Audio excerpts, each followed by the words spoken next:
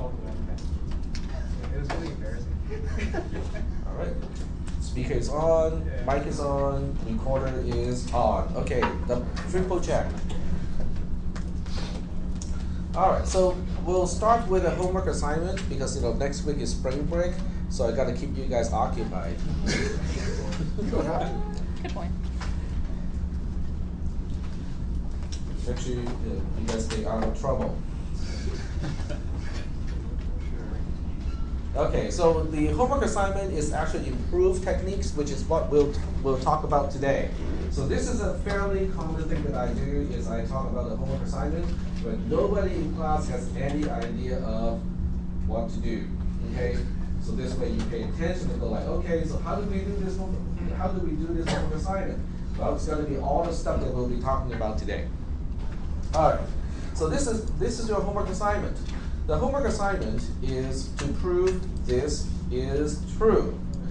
Holy smokes! Yeah, it's a one-liner. It's just one thing that you have to prove. Okay, so I can also use English to phrase this. Okay, it says for all x in natural numbers, for all y in natural numbers, for all p in natural numbers.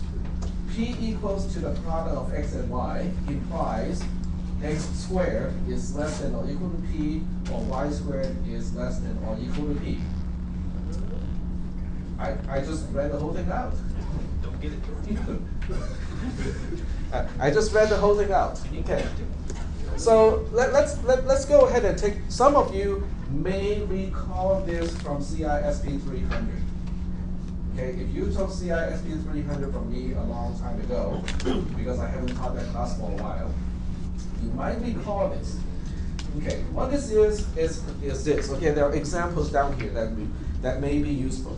Okay, so we'll consider the number 9. Okay, so the question is, how can you factor 9 into something times something? How do you express 9 as a composite?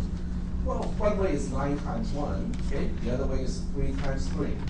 So if you look at 3 times 3, then each factor of each factor, which is 3 in this case, the square of 3 is less than or equal to 9. So it meets the requirement. Is that okay? So the next number that I'm looking at is 12. And you look at the factors as, okay, let's look at 12 as a composite of 3 times 4, the product of 3 and 4. Of these two numbers, 3 and 4, one of them has a square that is less than 12, less than or equal to 12, which is the 3. So I'm basically saying, if you can express a natural number as a product of two other natural numbers, which is this part here, okay? If this requirement is met, then the following has to be true. The square of one, at least the square, okay, the other way around. The square of at least one of the two factors has to be less than or equal to the product. Okay? Seems to make sense, right? But how do you prove it? That's your homework. Okay? Your homework is to prove it. Now, there are certain applications of this particular theorem because people look at these theorems go like, so what if it is true? What is the big deal, right? The big deal is if I want to prove that 101 is a prime number, which it is, an algorithm only has to test up to 11. Once it knows 11 is not a factor of 101, we can conclude that 101 is a prime number, assuming that we start from 2, okay? So how can we stop so early? What about 13? How about 17? How come those cannot possibly be factors of 101? Yes, go ahead. I can answer that, but first I wanted to ask if the audio is on. The audio is on. It is being recorded, but that's a good idea. Double check. The audio is left. Yeah. So this is on. It's being recorded. Yep. So that's good. It's also recording all the crunchy snack. Yep. The next number, 11, the number before that is 10. 10 squared is 100. Yes. The next number is 11. Cannot stop yet. Okay, you have to find a potential factor whose square is greater than the number that you're testing, then you can stop. Okay? But that's really great, because if you're dealing with a huge number and you only have to test up to the square root of that number, that saves you a lot of time. Okay, so there are actual practical application of this particular theorem. But the question is, how do you prove it? Okay, there are certain things that are easy to prove by going forward, but there are also other things where you can prove by walking backwards, okay, which is proof by contradiction. Okay, so that's what we'll be talking about today, is proof by contradiction and all the other stuff that has to do with quote-unquote implication. Okay? All right, so I'm going to keep this slide open because we might come back to this one from time to time, and I will open up my Mythbuster slide. Okay, some of you might have read it already. I decided not to put any pictures of the Mythbuster posts because that may be a little too much. Okay, so this is myth number one. Myth number one is implication is a logical operator, just like conjunction and disjunction. The answer is, well, let's see. The meaning is a little bit different. Okay, when we look at and, A-N-D, okay, when we look at or, we think, okay, those are operators, okay, because we use those all the time in C and C++ programming. Okay, in programming concepts, we use it all the time. Implication, on the other hand, is not usually used in a context as an operator. Okay, because when we use the word imply in normal conversation, it's usually like, so what are you implying? Right? Okay, it's not used as an operator. But in reality, implication has its own truth table. We already know it has its own truth table. This is not the first time that we have seen this. Okay, we have phi and psi in this case as two quote-unquote independent variable, and we know the result of false implies false is true, false implies true is true, true implies false is the only time when implication is false, and then true implies true is true. But that's also because we can redefine implication as the negation of the first part or the second part. Okay, that is also one way to define implication. It's just that it is not phi or psi in this case. Are there any questions about implication as an operator? It is just like the other operators with one minor difference. It's not commutative. So you cannot switch the order of the operands of the two sides and expect the same result. Otherwise, it is an operator. Okay, it takes one side, takes the other side, give you a result. Is that okay? All right. So this is the second one. And implication itself must be true. Okay. So here I'm going to give you an example. So Tech is going to charge Jill or you $5 for a pearl of wisdom. Pearls are actually not that valuable. If you think about what it is, what is a pearl? Piece of sand. It's a piece of sand that is wrapped around by yucky stuff. It's yucky stuff, just over time that yucky stuff becomes shiny. And people want to wear that on their necks and stuff like that. So anyway, and pearl of wisdom is no different. Wisdom is really just somebody getting burnt a few times and go like, yeah, let's not touch that. Stove hot. Yes, you might get burnt. It's a survival instinct more than anything else. Okay, so for $5, I say something like, if Windows crashes at least 5 times in 24 hours, the price of soy is going to be lowered by 20%. Okay? Well, soy would be free, like every day. I think that's because the soy farms run on machines that are running on Windows. So when Windows crashes, soy will be spoiled, and so the price has to go down, or something like that. Then it probably handles the accounting as well, so. Oh yeah.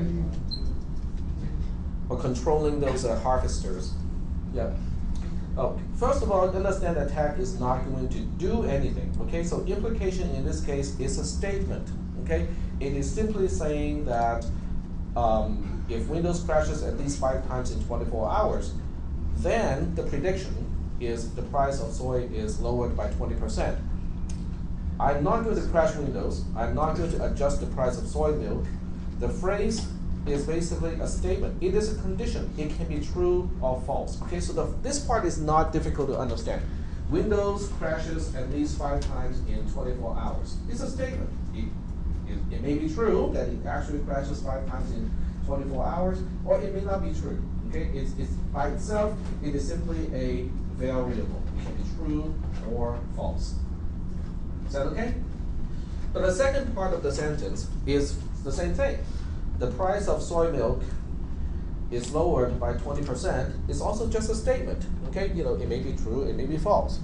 Now, I should probably quantify this, by, within 24 hours, okay? Because over time, it's like, okay, but over how much time is it going to be lowered by 20%?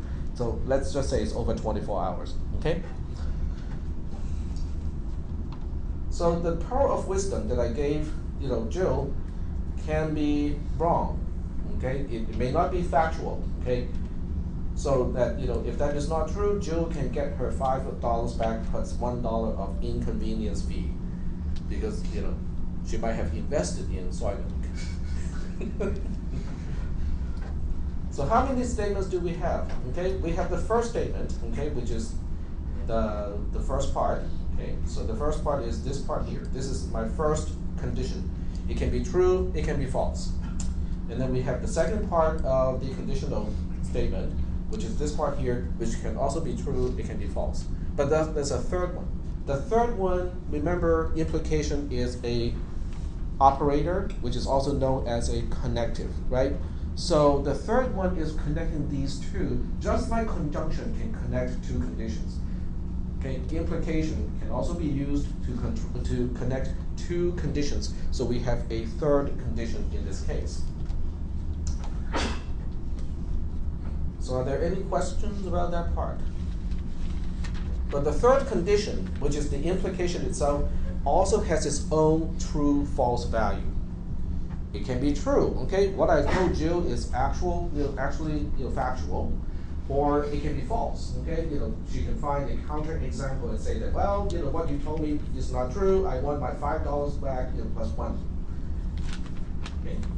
So implication is not necessarily true. It is nothing more than just a connector, just an operator that can be true or false, just like and, or, and the other operators. So in this case, the myth is busted. Okay, implication itself does not need to be true. Is that okay? It's just a statement. Okay, just like anything else, can be true, can be false. But how? Okay, so these are the 4 combinations. We have seen something like this already. Okay, it's the same thing as the truth table. If you look at the first, second, and the last column, that's the truth table. The middle column, or the one between the second last column, is whether Jill can get her money back or not. Okay, so let's just kind of walk through this a little bit. If Windows does not crash at least 5 times in 24 hours, and the price of soy milk is not lowered by 20%, what I said is not conflicting with reality. So Jill doesn't get the money back. Does that make any sense? Because the implication itself is holding, it is true. Let's go to the second one, okay? Windows does not crash at least 5 times in 24 hours, but the price of soy milk is lowered by 20%. Well, guess what? Jill cannot get her money back either, because I never said anything about what would happen if Windows does not crash at least 5 times per day. So anything can happen if the first part of the implication is not true. And my implication itself is still true. So Jill cannot get the money back. The third case is the only time when Jill can get the money back, because my implication clearly states that the result, not so much the result, but if Windows crashes at least 5 times in 24 hours, then the price of soy milk is going to be lowered by 20%. But if that does not happen, that means my statement, my implication, is incorrect, and therefore it is false. Okay? And she can get her money back in that case. The last one, she cannot get the money back because things happen exactly the way that I said it would. Is that okay? Are there any questions about this? Yep. So just for clarification. Mm-hmm. So we have the statement that's implying some conclusion. Yes. And then the implication itself becomes the third statement, the truth of the implication becomes. Correct. This is the same as with the two other operators, correct? Say that again? This is the same as with conjunction. So. Yeah. Okay, right. So there's nothing. It's just that with conjunction, the way you derive the result is different from the way you derive the result from here. You look at a different truth table, that's all. But all Boolean operators can be defined in the form of truth tables. Thank you. Sure. Okay, myth number 3, the inversion of implication means the same thing as implication. So this is where we have to understand what is the inversion or what is the inverse of implication. The inverse of an implication is to negate both the antecedent, which is the left-hand side, and the consequent, which is the right-hand side. In other words, the inversion of this particular statement, which is phi implies psi, is going to be not phi implies not psi. But that is not true, okay? Because these two are not exactly the same, and you can work it out just by using a truth table. If you work out a truth table, you can see that there are two rows where they end up with different results, and as a result, the inverse of implication is not the same as implication itself. Is that okay? All right. So myth busted. Myth number 4, the converse. Okay, so basically I'm just trying to define all these terms. What is the inverse, what is the converse, and what is the contrapositive of implication. Okay, so the converse in this case is defined to be the exchange of the two parts. Okay, so the antecedent and the consequent are swapped. So in this case, if the original implication is phi implies psi, then the converse of that is going to be the exact opposite. Psi implies phi. Do they mean exactly the same thing? Well, the answer is no, because we can prove it just by using a truth table again. Is that okay so far? But someone may have noticed something already. The way this is different, the way the converse is different from the original implication, and the way that the inverse of an implication is different from the implication itself are exactly the same. So those two are actually equivalent. In other words, the inverse of an implication and the converse of an implication are actually the same thing. All right, because if you compare the truth table, 1, 0, 1, 1 being, and having the two variables being the same, you can see this one is also 1, 0, 1, 1. They are actually the same. Yep. Can you repeat that? The inverse of an implication and the converse of an implication are exactly the same. And that can be either proven by truth table, which is what we have here, or you can use Boolean algebra to prove it. Okay? You guys want to see how to use Boolean algebra to prove the same thing? Do you have to do that much, or could you just not use the rules of? Yeah, exactly. So what you're suggesting is Boolean algebra. Okay, let me see if I can just write it here. All right. So let's just say we use x and y. Okay. So the original implication is x implies y. That's the original implication.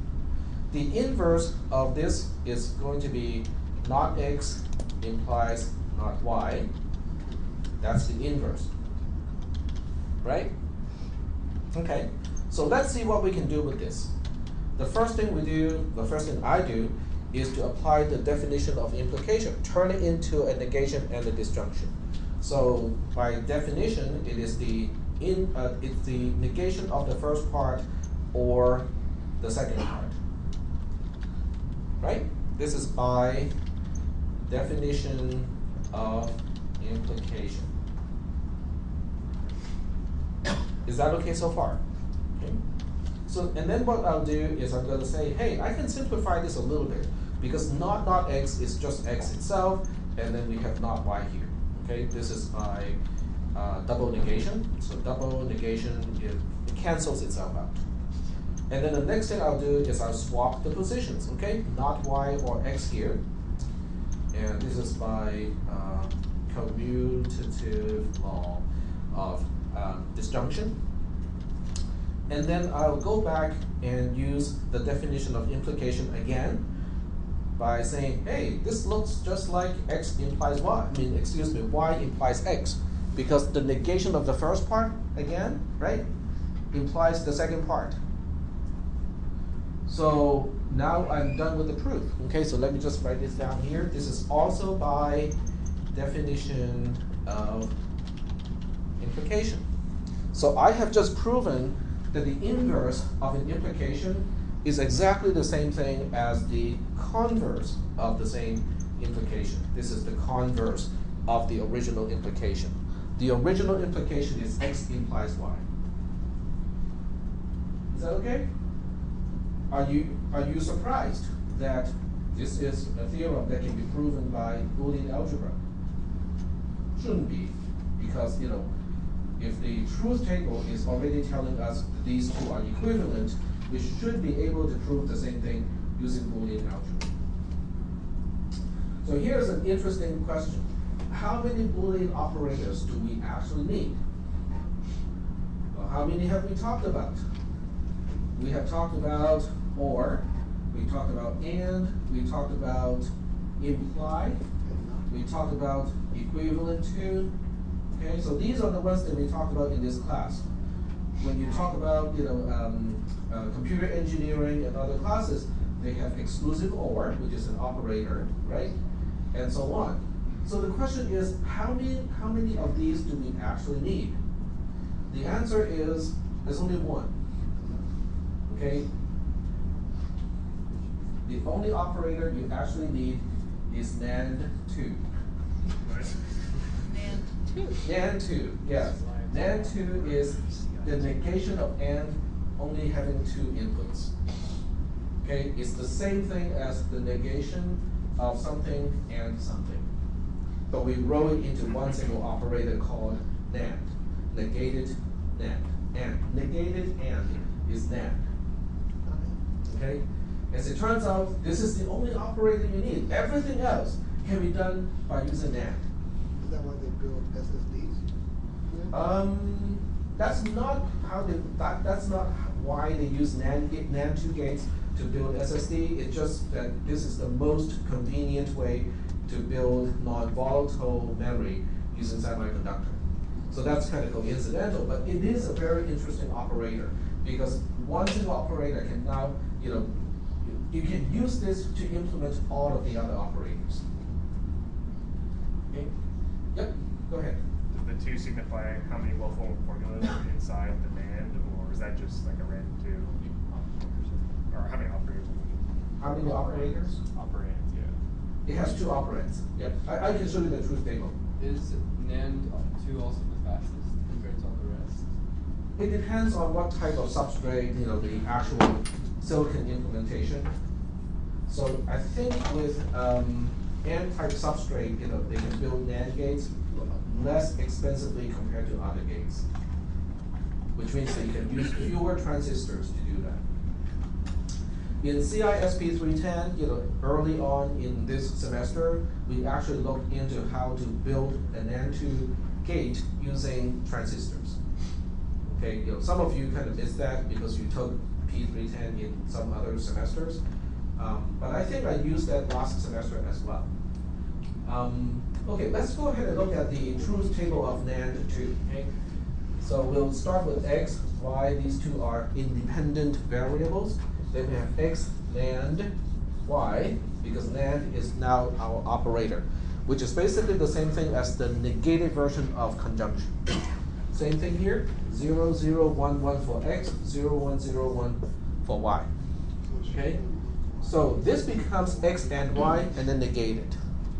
X and y is false, negation of that is true. Same thing over here. Okay, this becomes 0 and 1, and then negate that. This is also a 1. This is also a 1. This is the only one that is a 0. Isn't that the same as the exclusive OR tree? Isn't that the same as Nope. the exclusive Nope. OR? Exclusive OR will have 2 zeros. Oh, because of zeros. Yeah. Yeah. Exclusive OR will have 2 zeros. Yep. As it turns out, you can use this one single gate to imitate all of the other gates, including negation itself. Then you go like, but how can we replace a unary operator with a binary operator?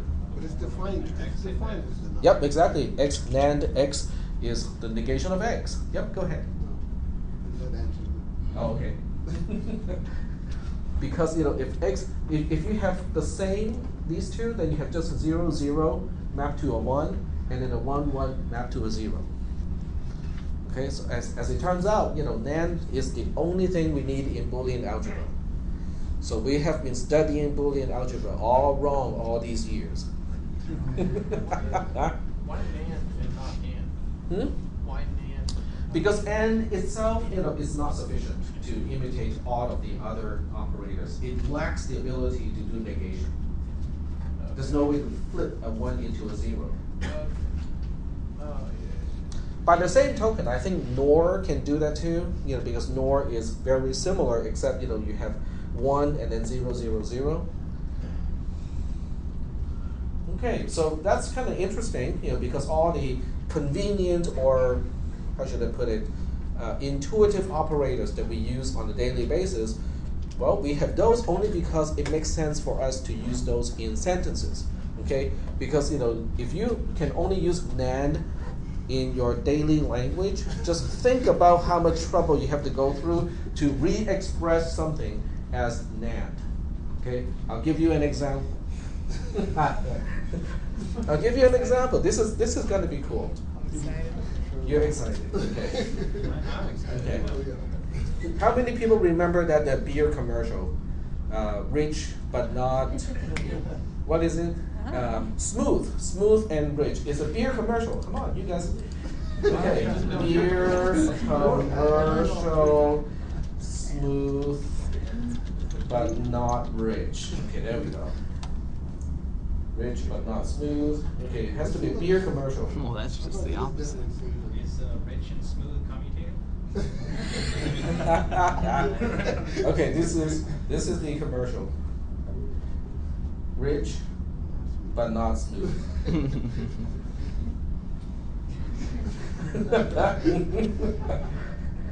All right. Yeah, I remember that. And then this one is the opposite. Smooth but not rich. Okay, so how do we express them? Drink more beer. Drink more Go to beer. Best Buy. Okay. All right. So let's go ahead and see how we can express those things. There's one negation and there's a conjunction. Okay, because the way we use the word "but" is actually a conjunction. Okay, it means both of those things are true. Rich but not smooth. Rich, not smooth being true at the same time. Okay, it's just that the word "but" has a connotation of contrast. Okay, one is quote unquote good, the other one is quote unquote not good. Okay, but when you're dealing with Boolean algebra, there's no such thing as good or bad. It's just true or false, and that's why we don't call this operator "but." Okay, I know those of you who know C and C++, all you need to do is to do this. Right? How define but ampersand. So now we can use the word "but" as a logical operator in your C program. You can annoy your C and C++ professor all day long with this. Retake Fox's class, do the vector class with just that. Great. And just watch them go like, what are you doing? Put it in an include file way in the back. Yep. All right. So how do we define but in terms of Okay, rich but not smooth. Okay. All right. All right. So we want to express this as NAND. Okay. So how do we do this? First thing we do is we have to take care of the unary operator. That's the easy one. So I'm going to put it onto the next line here.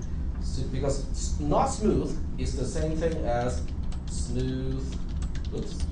Snoosh. Okay, smooth and smooth. That's the same thing as taking the negation. It just looks a little awkward. Okay. All right. But what about the other one? Okay, because the word but is actually and, but this is NAND. It is the negated. Well, we can always take the negation of that, right? So we can say not, and then we say rich, NAND, smooth, NAND, smooth. Okay, there we go. Right? But we are not supposed to use unary, not. Okay. You don't have that. Then you just say, okay, it's the same thing as this whole thing, NAND, the same thing itself. And Wow. smooth, and Yeah. rich, and smooth, and Yeah, but you also have to spell out the parentheses. Otherwise, people don't know how That's they're true. grouped. Yes. True. So, Dr. Tack, how is that beer? How is that beer? So the next question is, I don't drink beer because I'm a cheap drunk. Okay, so the next question is, do you think NAND as an operator is commutative? From the truth table, can you tell whether it's commutative or not? Can you exchange the, Yes. yeah, it is, okay? Because whether it's 0, 1, or 1, 0, you still end up with a 1, okay? Because the only the middle rows matter. Because the first row and the last row, they have the same value on both sides anyway. So there's no, it doesn't matter whether you swap the order or not. Can you do or for me? I'm not gonna be able to stop thinking about it. Or? Or. How to do or using NAND? Yeah. Oh, that's a, not, okay, so X or Y, right? Okay, so X or Y is the same thing as not, it's not X or Y because of double negation. Is that okay? But how does that have anything to do with NAND? Well, because we have De Morgan's law. So you apply De Morgan's law, it becomes not X and not Y. Okay. Alright. Right? You don't have to keep going if you don't want to. Let's go all the way. Yeah. Okay, this becomes not, and then okay, the easy part is here. Okay, so we got not X, NAND, not Y. Because we already have the negation on top of a conjunction, so we just combine those two into the NAND. Now from here, it is really just taking care of the unary not, which is X, NAND, X, and then NAND, Y, NAND, Y. There we go. Yep. What is the symbol for NAND? What is the symbol of NAND? I really don't know. Okay, it is the negated version of AND, so I would suspect that it looks like a TP with a roof. Because the bar typically signifies negation, and this is negation. I mean, this is conjunction. Either that, or you put a cross around it. It's just like equal, not equal, right? So that may be NAND. But let's find out since you asked that question. See, I don't have to know a lot of stuff. I just need to know where Google is. And these days, I don't even need to know where it is. I just type it anywhere, here or here or here. It will give me the same answer. Yeah. So math symbol of NAND. You were right. Hmm? You were right. Where? It's the and symbol with the bar across the top. Oh. No. It's the Because you don't want to see the. We just Googled it. That's not it. Yeah. Where did you see it? No, it was there. Click on it. Where? Click on images. Where? Must go back, Marty. Hit the back If you click on images. Forward. Okay, now the first symbol right there on the right okay, side I of the. see. Yeah, there you go. Okay. Nailed it. Well, it's not exactly a TP. It's a TP with a cap, you know, with a hat. It's a round TP. It's It's a chopped. TP in the rain. It's a chopped TP. I'm pretty sure if you chop off the top of a TP, it just falls down, right? It's all about the. It's a Coleman. It's a Coleman TP. All right. Well, wasn't that fun? Yeah. You know, who said discrete structure has to be boring? Love it. All right. So we got inverse, we got converse. Okay, we explained implication. We talked about NAND. Does anyone want to see, implication in the form of NAND? Why not? That's my Yes. question. Okay, so let's do it step by step, because I think this is, even though we know it is doable and it's going to look really ugly, the exercise may not be a bad thing. Okay, so let's go ahead and see how we can do this. Okay, X implies Y. Okay, by definition, this is not X, not X or Y. Okay, we take care of the negation first, so we have X NAND X or Y, but we already know what to do with OR, because we did it already here. So I'm just going to copy and paste this here. Okay. And paste it.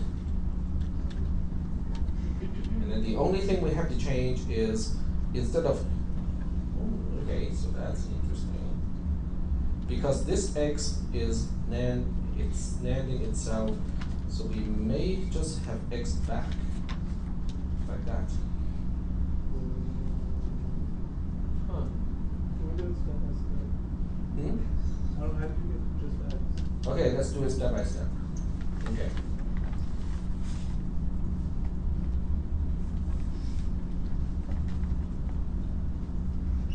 Okay, to get it, the easiest way to get there is to apply De Morgan's law first. Okay, so we take care of the OR instead of the negation first. So we take care of the OR first, which means this is not, and then we have a not X or Y. Okay? Well, because double negation, right? Yeah, yeah. Apply double negation to the result of the OR. And we keep the outermost negation, and then we use De Morgan's law to take care of the negation on top of the OR. So that would become not X and not Y, right? Yeah. And then we simplify, because double negation cancels itself, and then we have and not Y. But this is already NAND, because we have a negation applied to a conjunction, so we already have our answer here, because this is just X NAND, not Y. And then the not Y is the easy one to take care of, because not Y is just Y NAND Y. There we go.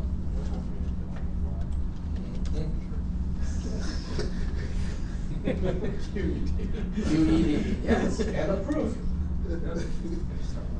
So any other questions about this? Because it's kind of fun. I mean, in a way, this is kind of fun. Seeing that, hey, one little operator can replace all of them. Now, it is kind of tedious, yes, but it can do it. Yep. I was gonna ask you, can you repeat why not Y is equal to Y NAND Y? Because the negation applies to the AND, which is NAND. That's the definition of NAND, is the negative conjunction. I was talking about like the last line. The last line, in this one here, Yeah, so how did you make that conclusion that not Y equals? because we got that early on in the truth table, okay? Because not Y, which is the negation of Y, Right. is the same thing as Y and then negated. Because Y is the same thing as Y and Y, Oh, yeah, right? that's right. Okay. And then the negation of that is NAND. Yep. Yep. So the English for and is but. What is the English for NAND? There's one word for it. That's Another an one. interesting question. I think it's not pronounceable, because you have a MBUTTT, right? MBUT, is unpronounceable.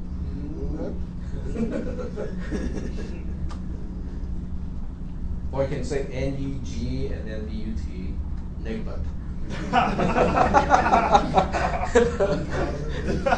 Negated but, right? Yeah. Sounds dangerously close to enigma. But not both. But not both, But not both. right? It's both negated and but. Neither. Is Yeah. it neither? Sorry? Could it be neither? Can't hear. Sorry. Could it be neither? Neither. No, neither is very different. Neither is a negated exclusive or. Yeah, neither or is a negated exclusive or. So neither, yeah. Neither isn't true for X Actually, and not X and Y, whereas it should be. Like, look at the truth table. for but not both, it means just that both of them can't be true at the same time, But right? not both. So, but not Yeah. both, when they're both true, it equals false. I think that's close. But not both. Okay. But not both. Ain't that something? Can we do the truth I don't table know for what it neither? is, but it's something. I mean, since we're here, we're down this. What? We've gone down the rabbit hole. He We've wants to gone see down where this it rabbit hole. Can we takes do us. the But truth not, table? but Yeah, not let's both? No, for neither. For I'm neither. between a heart. For neither? Yeah. Okay, how to use the word neither? I would say I'm neither have class today nor tomorrow. Then that means you don't have classes on either day. Well, let's just say it's not true. It's just a statement. Okay, so let's see, using this same truth table assignment, okay? Neither nor is true. Neither nor or is false, false, false. So neither or is basically negated or, is nor. Yep. So this is the truth table of nor, which is So we found that negated English disjunction. Which is the same thing as neither we're saying. Yeah. Right. That's how we use neither, but either is actually exclusive or. Yeah, that's what. Yeah. Either. Yeah. But how would you do exclusive or in math? I think people use or in English like interchangeably with exclusive or. Right, and that's why it is confusing. Yeah. That's why you don't use daily language for programming, Yeah. because you don't want ambiguation. All right, so that's kind of cool. Myth number 5: the negation of implication means the same thing. Well, that one is kind of pretty clear. It's not the case. The negation of implication. So this is the implication. Phi implies psi. The negation of that, which is the negation of the implication, quite obviously, is not the same thing. It's the exact flip side of everything. So myth busted pretty quickly. Okay.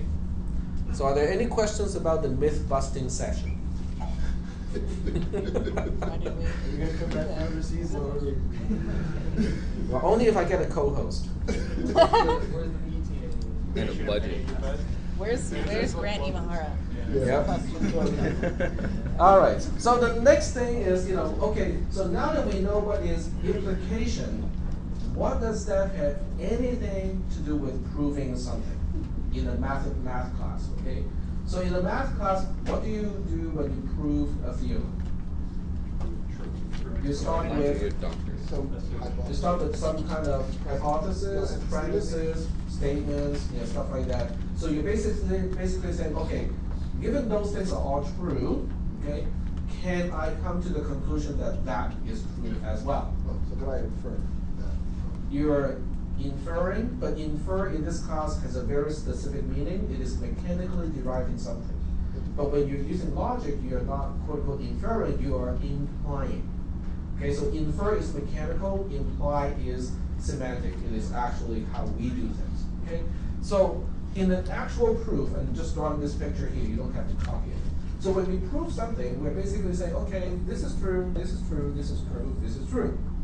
Okay, and the question is, can we get to the conclusion? Can we get to the theorem that we're trying to prove? Okay, that's basically mechanically what we are doing when we try to prove a theorem from the premises or from what is given to be true. So we know that these things are true already. With any type of algebra system, they have either equivalence or their implications. Most of the algebra stuff that you learn are not just implication, it is equivalent. Okay? In other words, xy equals to yx can go in both directions. Okay? In other words, you can re-express this using implication or equivalence. Okay, because you can say z equals xy implies z equals yx. So now I've just re-expressed something that you already know, which is commutative, the commutative property of multiplication as an implication. Yeah. YZ. Oh. It's not video. It's not recorded, yes. Erase, erase, erase. I think I said the right thing then. You did. Yeah, just wrote down the wrong thing. And that's a special talent. To do it all the time is a special talent. Okay, so, but it's an implication. But this is not just an implication because it goes the other way around. It is a equivalent. Okay, it is equivalent to the other side. So you have a bunch of rules, that are all implications in algebra. It's just normal algebra. So what happens is, using the implications, we can say, oh, this implies this and that together implies this. That implies this in return. Oh, these two together can imply this. This implies something else. And then when you combine these two, you have your conclusion, you have your theorem. So a mathematical proof is basically a graph. If you look at it, we'll talk about graphs to be formal graphs later on. But when you look at it, it's basically a picture. Okay, it's basically a way to connect what you start off with, the things that you know that are true to begin with, a bunch of implications. Those are the rules like commutative, associative, and so on and so forth. And to eventually everything has to imply the theorem that you're trying to prove. In the end, what you're really ending up with is this bunch of stuff that the given is implying the theorem. It is just one huge implication, but you have to do it in steps. Is that okay? What a mathematical proof really is. Yep. I think you just said it. So the steps of that big implication is the proofs. Correct. So when you take a math class and you are asked to prove something, the points that are assigned to the proof is really to these individual steps. Okay, can you figure out how to plot a graph or plot a course starting with the given facts, getting to your theorem? Okay, that's a mathematical proof. Is that okay?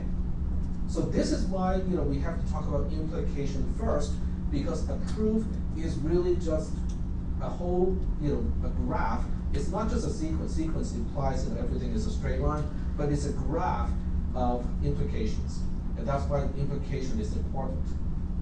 But it also makes sense because in implication, if this is true, then this has to be true, then this has to be true, then this has to be true. In other words, the truthfulness has to propagate all the way to the theorem itself. Is that okay? Sort of? Okay? All right.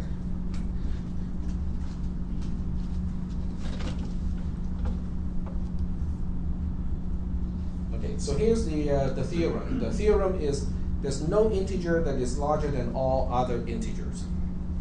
Okay, it's a theorem. It's a proposed conclusion. A theorem is basically a proposed conclusion that we think is true, but we have to prove it. Okay? There are no statements that's assumed true in this case other than the axioms that we define regarding integer arithmetic. So how do we prove the conclusion? We can use proof by contradiction. Do you guys still remember what is proof by contradiction? We use that technique in refutation, which is proving something is true by using resolution. Okay, we have to introduce the negation of the theorem that we are trying to prove into the system. So in this case, it's the same thing. Assume the conclusion is false to begin with and see whether we get into trouble. So to prove this conclusion, we'll prove by contradiction. So we'll say that the conclusion or the theorem is false. So to say that this is false, okay, there is no integer that is larger than all other integers. If this is true, if this is false, that means there exists one integer at least that is larger than all other integers.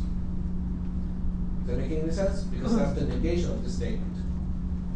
So assuming that is true, then what about that integer plus 1? That would be larger than that. Exactly, but now we have a contradiction, because y being the largest integer is an integer by itself. Y plus 1 is also an integer that is not y itself, but we already said that y is greater than all other integers. And now we have a contradiction, because y plus 1 is one of those other integers, and yet we know that y plus 1 is greater than y, but at the same time it is less than y. When you have that statement, it is both greater than and less than, you have contradiction, which means you end up with false all the time. So that's how we use proof by contradiction. Now this one is not very formal, it's not very mechanical, but you guys get the idea. Okay? So the next one is basically the sock example. I only have one type of socks in my drawer. Then I can take any 2 socks out of the drawer and I have one matching pair. But how can I prove it? How can I prove that if I take any 2 socks out of my drawer, I always end up with one pair? But how do you prove it? How do you formally prove something like that?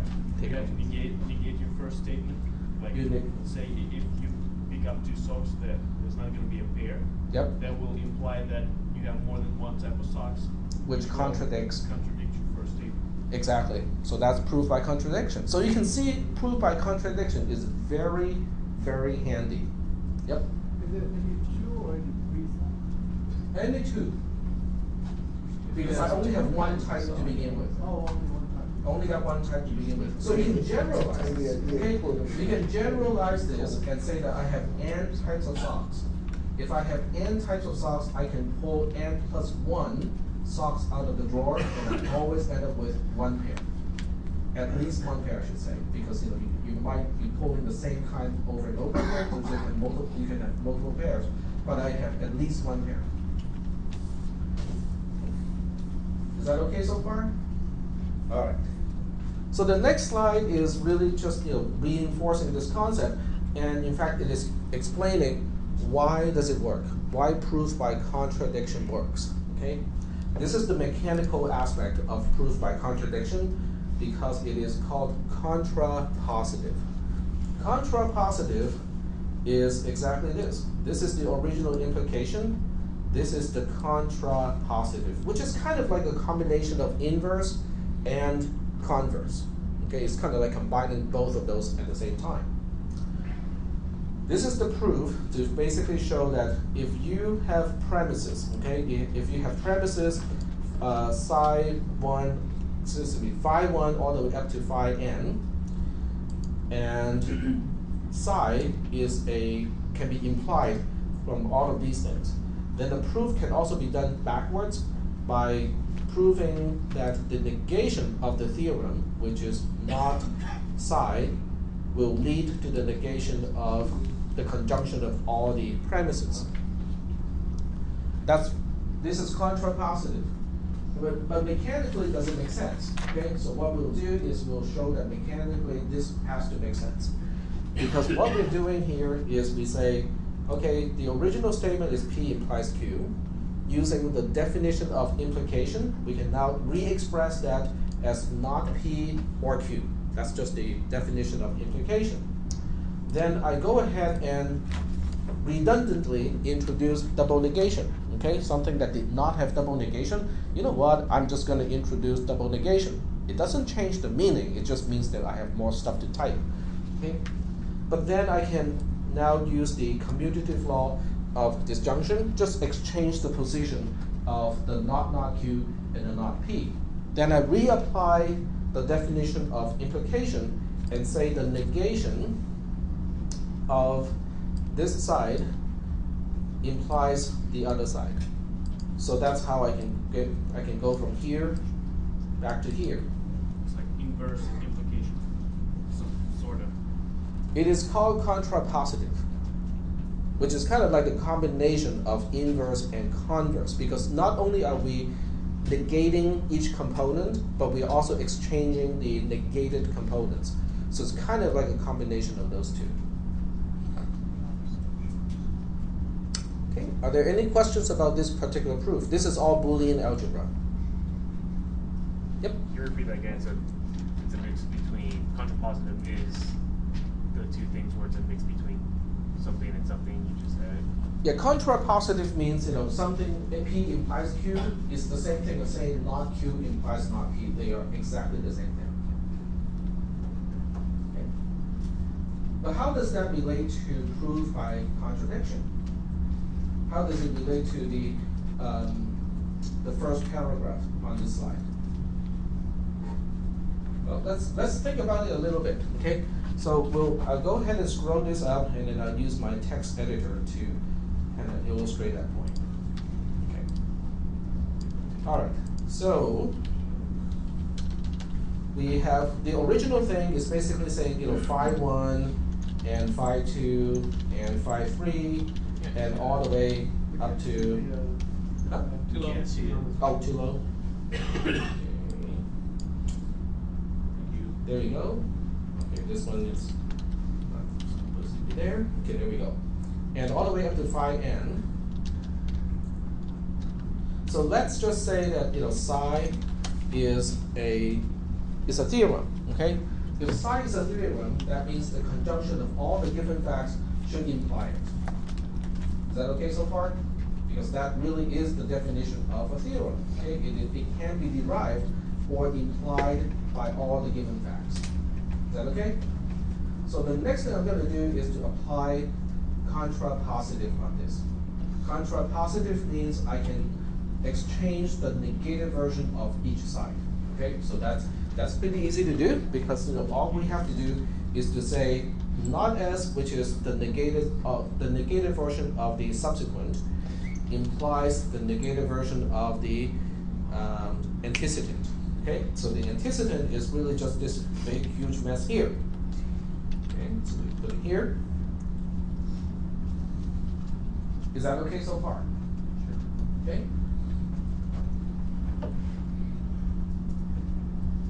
So that's but that's the reason why contrapositive forms the basis of proof by contradiction, because you start with the negative version of the theorem, and it becomes your conclusion.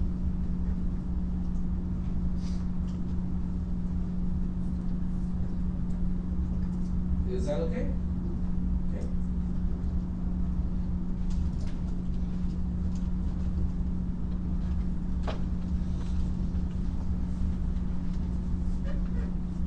Right. So do you guys have some clue of how to do your homework assignment?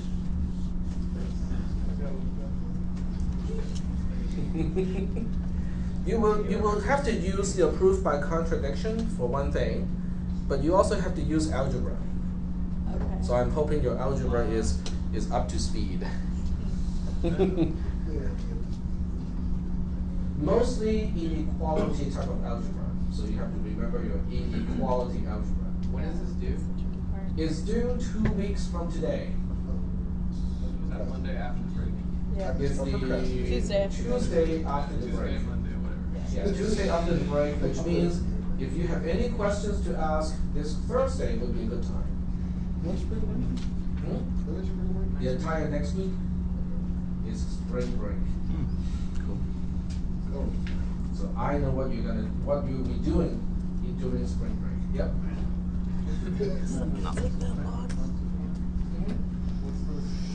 Oh, he's talking about Florida. Oh, okay, that's just the name for implication. The left-hand side is called the antecedent, and then the right-hand side is called the consequent. Yep. All right. Are there any questions about the proof techniques and stuff like that? Okay. So you start with, go ahead. So, will our answer should be in the form of the contrapositive? Well, with all proof by contradiction, this is the mechanical basis of proof by contradiction. The structure of a proof by contradiction proof, or a proof by contradiction, is like this. Okay, so you start with, you state the theorem. Okay, so you state the theorem to be proven. So we'll call that T. Okay, T in this case is a pretty long expression, but it's really just an expression. Then you basically have to state the negated theorem, okay, which is the negated theorem, like that. And then you have to show how the negated theorem leads to a contradiction, which is basically a condition that is always false. Okay? So it has basically three parts to it. You have to tell me what you're proving, what is the negated form of that, and then the derivation of how that, in the end, will come to a contradiction.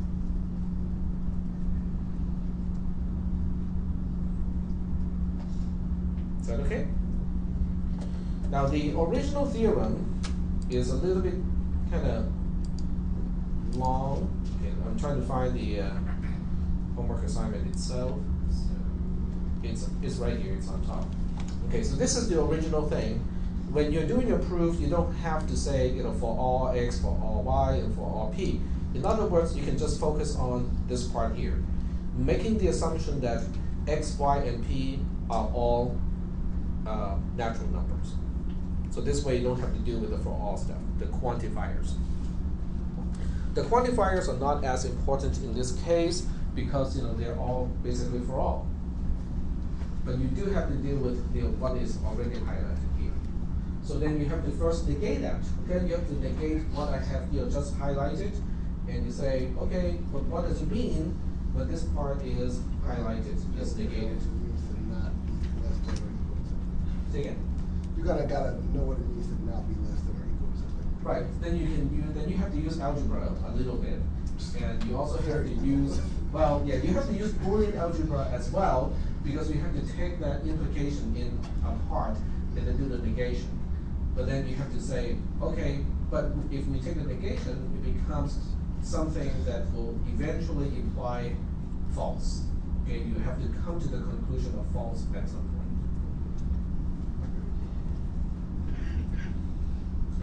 Are there any questions about the homework assignment? All right, very good. Don't they use the same method to figure out the least common, other ways common divisor? LCM and GCF? Yeah, they kind of use that logic, maybe? To figure out if there is a factor, it has to be less than or equal to the square root of the number. I think so, because I definitely recall writing something. Yeah, if P is a composite, which means it is not a prime number, then it will be the product of two numbers. And one of those numbers is guaranteed to be less than or equal to the square root of the number. That's basically what this is saying too. Yep. The part that's confusing me is the mixing algebra with Boolean algebra. Can we see an example of a simpler proof where you're using algebra in the proof by contradiction format? Okay. Something like commutativity of addition or anything. I'm not sure what to do with that, like x squared and the xy and how to relate them.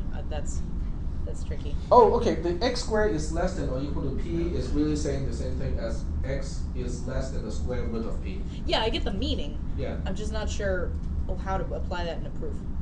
How to apply that in I think what she's asking is how are we gonna combine negation with the algebra, which is less or equal, and when we're gonna negate it, it's gonna be changing sign because it's multiplied by -1. I think it's gonna be something in this area. Okay, let me think about it. Okay, because if I have to give you an example of that, I don't want it to be the same format as what we are doing here, so I have to basically come up with an example. Can we do like right now? a proof that x squared is less than x cubed if x is positive? Something like that. Okay.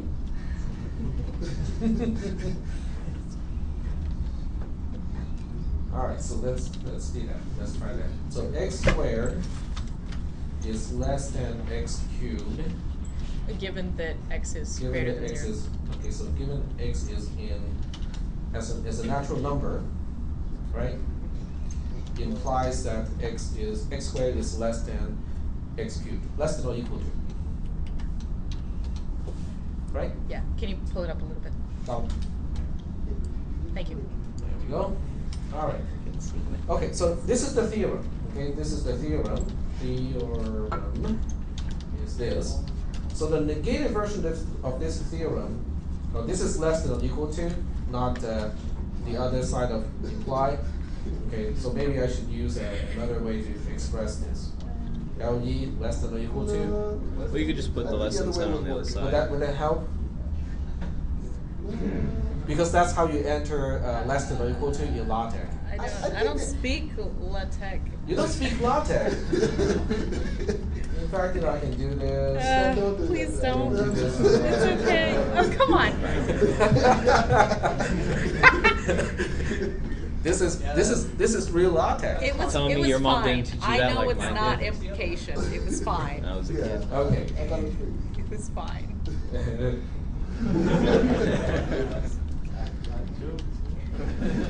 Okay, there we go.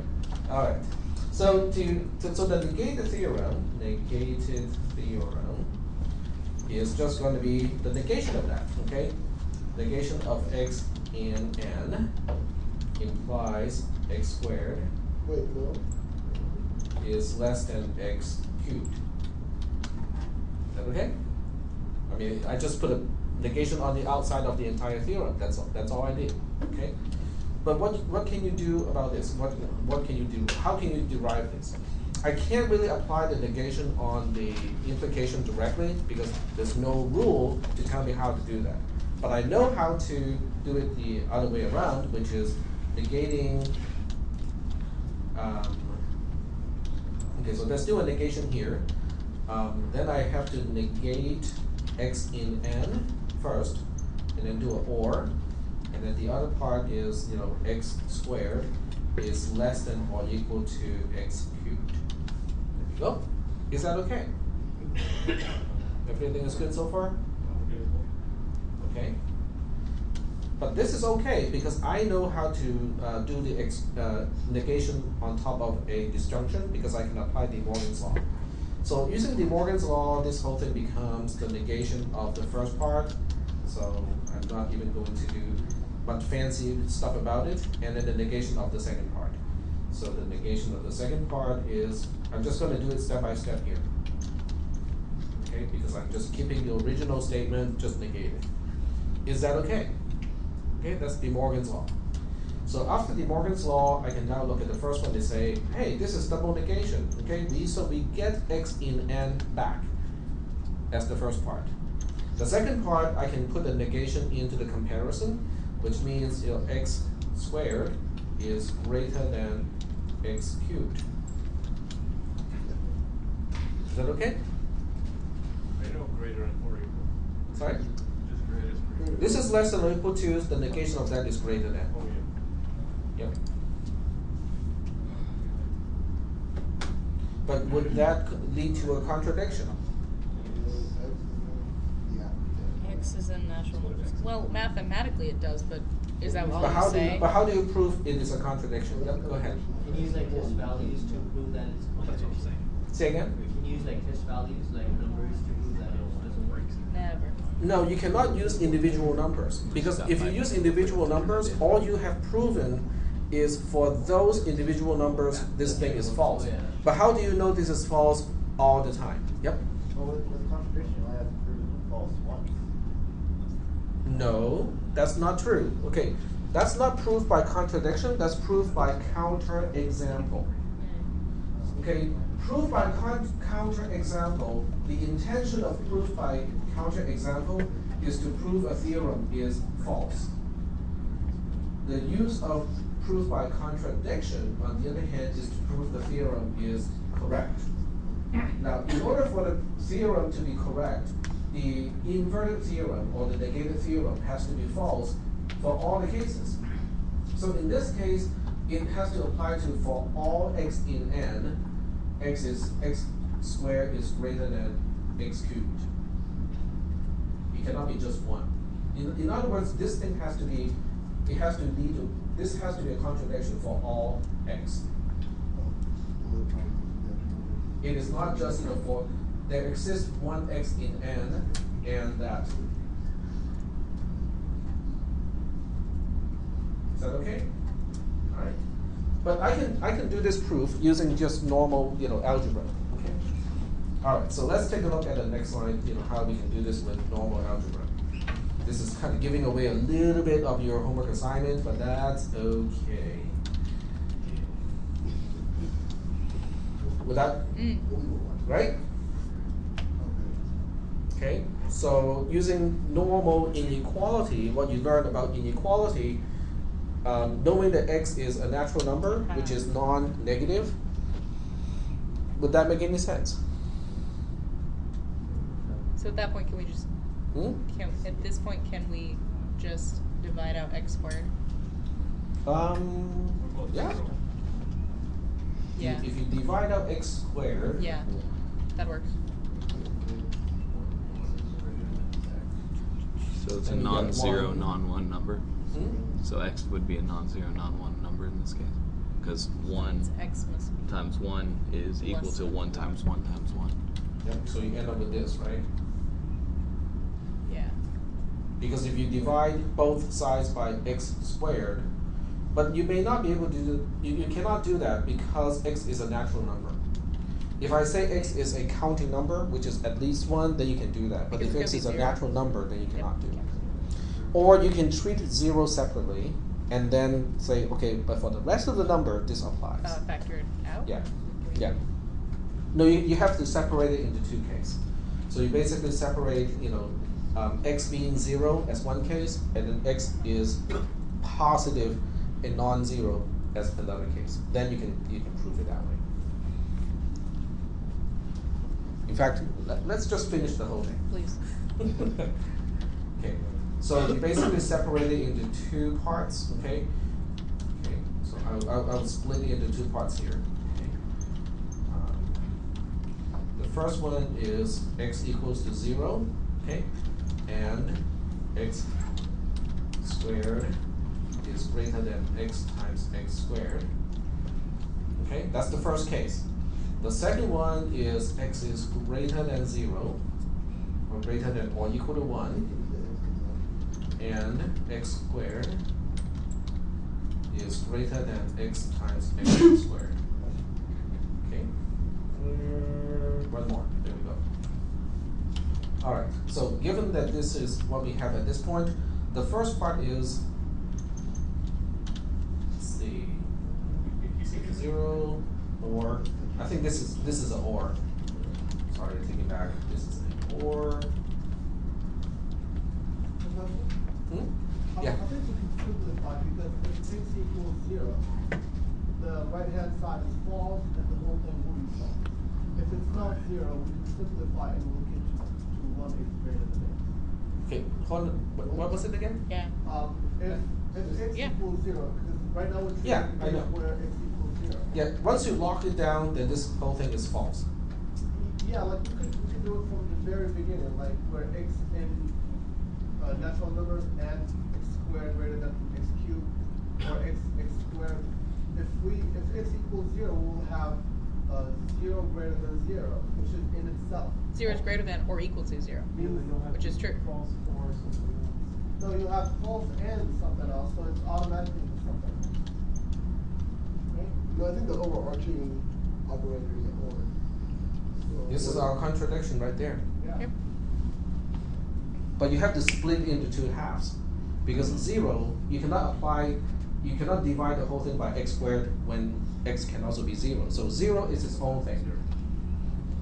Because the other side, okay, if you think about this side here, if x is 0, what is 0 squared? Well, it's 0. and so is this part here. So we end up with 0 is greater than 0, which is false. Yeah. So that's how we can take care of the left-hand side. The right-hand side uses the factoring approach, which is basically saying, we have x squared on one side of the inequality, we have x squared on the other side of the inequality. You divide both sides by x squared, so you end up with 1 is greater than x. But because of the split of the cases, we already know that x is greater than or equal to 1. So x cannot be greater than or equal to 1 and less than 1 at the same time, so that means the other side is also false. So now we have false or false, which means the entire thing is false, and we have our contradiction. Okay, finish the whole thing. So now we have false or false, which is false. There we go. QED.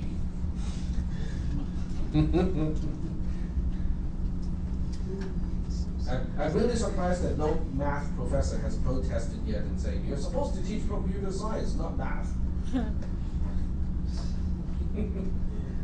I think it What might does be. QED stand for? That's a good question. I think it's Latin or Greek. I cannot remember which one. About slam? QED. Quad Iraq Demonstrandum. Which is what happened. Which is what had to be. Sorry?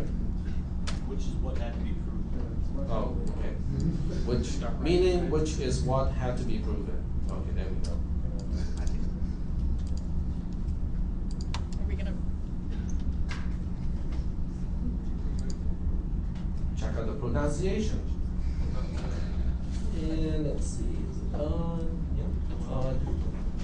I don't think the YouTube thing is working. I don't think it's really attached yet. Let me check the output channels. Because the right one is selected at this point, I think. Are we making sure to record this pronunciation? That might be helpful. Okay, so let's try this. Nope, that's not working. It's not working. I can probably do it to my phone, and then Yeah. put my phone next to the mic, Yeah. like that. That'll work. That's easy. That's a very high-tech way to do things. Oh yeah. Yeah. The future. All right. That looks nice. All right, so I hope you guys are getting an idea of how to get the homework assignment done. So give it a try first, okay? Give it a try. You have 2 days to give it a try. If you can get it done by Thursday, guess what? You don't have to do it over spring break.